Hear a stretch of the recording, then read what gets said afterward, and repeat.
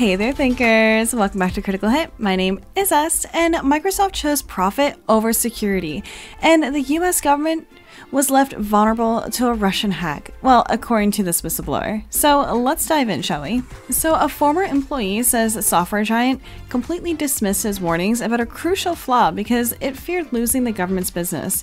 Well, Russian hackers later used that weakness to breach the National Nuclear Security Administration, among others. The breach troubled Harris for two reasons.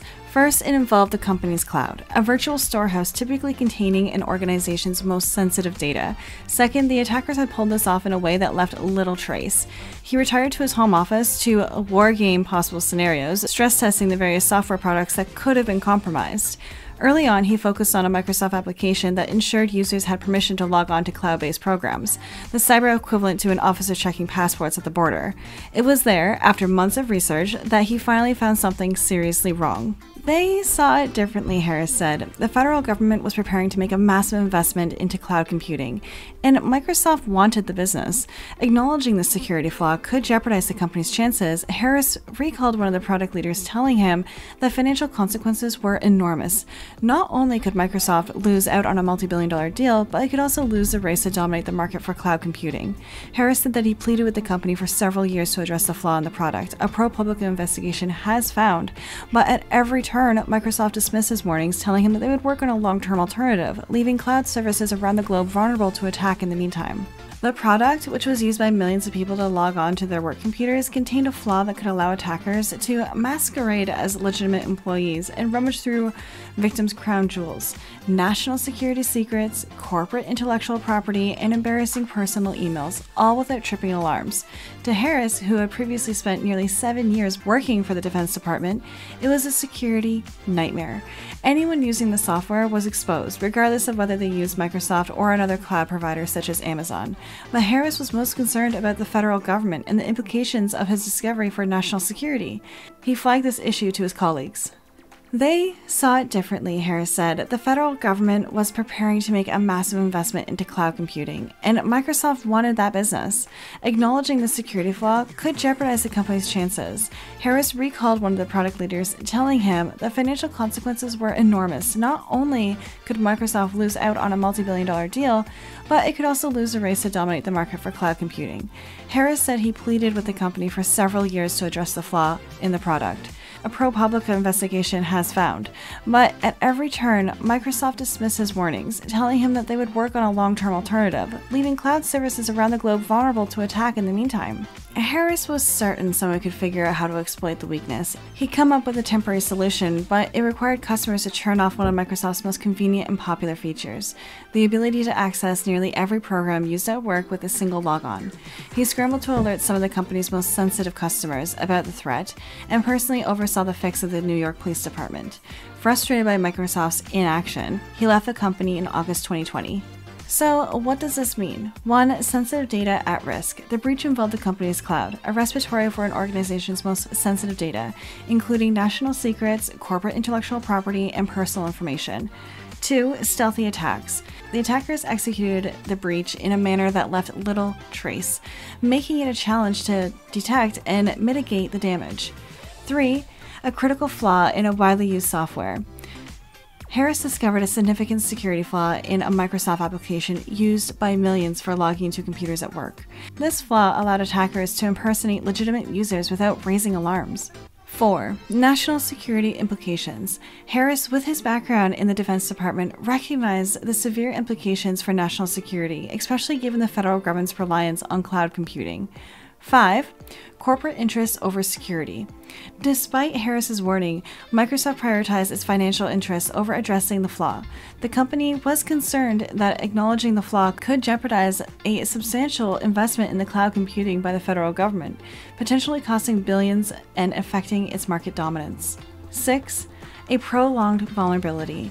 Microsoft's decision to delay addressing the flaw left cloud services globally vulnerable to attacks. Harris's temporary solution required disabling a popular feature, which was inconvenient for users and unlikely to be widely adopted. 7. The lack of immediate action. Harris pleaded with the company for years to fix the flaw, but his warnings were repeatedly dismissed. This prolonged period of inaction heightened the risk of exploitation. And finally, 8. Ethical and professional frustration. Harris's ethical concerns and professional frustration led him to alert sensitive customers such as the New York Police Department, and personally oversaw the security fixes.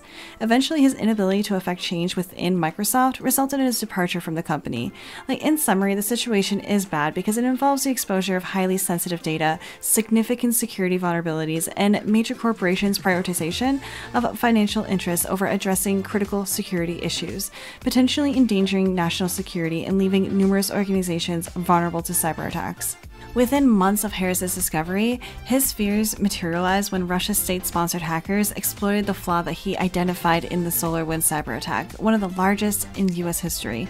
This branch affected several federal agencies, including the National Nuclear Security Administration and the National Institutes of Health, and compromised high-ranking Treasury Department officials' emails. Despite Harris's warnings, Microsoft denied responsibility, with President Brad Smith telling Congress that there were no vulnerabilities in Microsoft's products related to SolarWinds hack, and suggesting customers should have done more to protect themselves. Harris, now at cybersecurity firm CrowdStrike, claimed that Microsoft prioritizes interests over customer security. ProPublica's investigation revealed Microsoft's internal culture favored profit over rigorous security measures. Well, that's obvious. Which is under scrutiny as the Pentagon plans to increase its use of Microsoft products amid ongoing cyber attacks.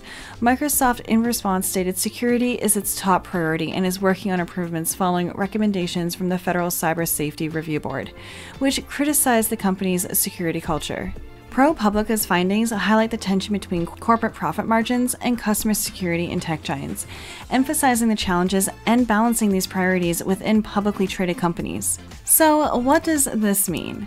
1. The reality of Harris's fears. Russian attackers exploited a security flaw in Microsoft products identified by Harris during the SolarWinds cyber attack. The breach affected critical U.S. federal agencies, including those handling nuclear weapons and COVID-19 research. 2. Microsoft's denial. Microsoft publicly claimed there was no vulnerabilities in its products related to SolarWinds attack. The company suggested that customers could have done more to protect themselves, contrary to Harris's assertions. 3. Harris's perspective. Harris argued that Microsoft's decisions were driven by financial interests rather than customers' security. He emphasized that customers were not adequately warned or protected against the flaws that he discovered. 4. ProPublica's investigation. The investigation revealed that internal issues at Microsoft where security concerns were often deprioritized in favor of profit. It highlighted the corporate culture that valued shareholders' interests over rigorous security measures. Now this brings me to 5. Broader implications. The findings come at a time where the Pentagon is increasing its use in the Microsoft products, raising concerns about security. Federal lawmakers are scrutinizing Microsoft's role in the past and potential future cyber attacks, especially in the light of recent breaches by Chinese hackers exploiting Microsoft's security flaws. Now we have 6. Microsoft's response. Microsoft stated that it is committed to security and is working on improvements based on federal recommendations. CEO Satya Nadella emphasized that security should be prioritized over the concerns of the company. And finally, the industry critique. The passage ends with a critique from the former Microsoft boss, noting that publicly traded companies often prioritize shareholder value over customer security, a reality of capitalist business practices.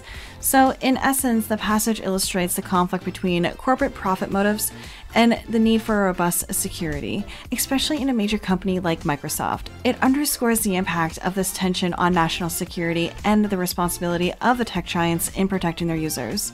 Also to note that earlier this year, Microsoft surpassed Apple to become the world's most valuable company, worth more than $3 trillion. However, Apple's example shows that it's possible to achieve a high market value while maintaining rigorous security standards. Microsoft should recognize that robust security measures are not just a cost, but an investment in the trust and safety of its users, one that ultimately supports sustainable growth in the market leadership. By following in Apple's footsteps, Microsoft can demonstrate that prioritizing security is not only the right thing to do, but also the smart business strategy in a competitive tech landscape. However, that's everything I have for this video. Let me know your thoughts down in the comments below. And hey, before you go, subscribe to our channel, smash that like button, and ring the bell to be notified for our next video. As always, this is Est, and I'm signing off now. So I'll see you in the next one. Toodles!